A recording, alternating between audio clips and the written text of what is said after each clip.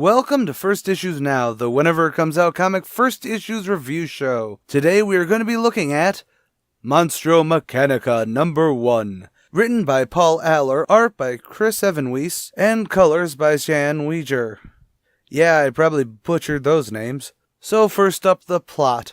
Well, to not spoil too much, we're in Florence, Italy, in 1472, and we follow the ins and outs of Leonardo da Vinci and his apprentice Isabel as they butt heads, but a bit more importantly, Da Vinci is drawn, or rather tap dances through, the feud between the Medicis and the Papal State. But what makes this work isn't the history lesson, since it plays in a way to make Da Vinci this debonair badass who's almost playing both sides, while not having a clear motive, so we get a lot of Isabel actually secretly questioning, or rather talking, about Leonardo to build up this mystery of whether or not he is a good man or a wicked man. Actually, my personal favorite bit of this has nothing to do with the Medici Pope plot, but rather comes during a time when Leonardo and Isabel are testing out a cannon. See, they have this really cool clockwork robot that was used earlier in the story, but Isabel calls it a he, while Leonardo calls it an it, since it's no more alive than the cannon they're using. It's just the solid scene that I really think speaks well to not so much like a gender issue, but adding humanity to inanimate objects. Although we clearly see that it may be getting a bit of sentience, so it's just a nifty breakdown between the two characters, more so than the robot as a character.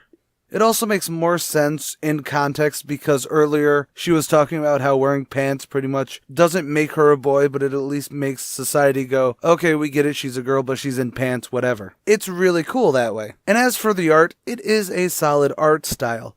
I don't want to say it's spectacular, but it is a very good standard, which to me means a solid ink work, great coloring that never makes the characters feel like they're outside of the environment, and pencils that make it an easier read without coming off as too simplified. Although I swear Prince Adam of Eternia shows up as one of the merchants. Seriously, get it just for that.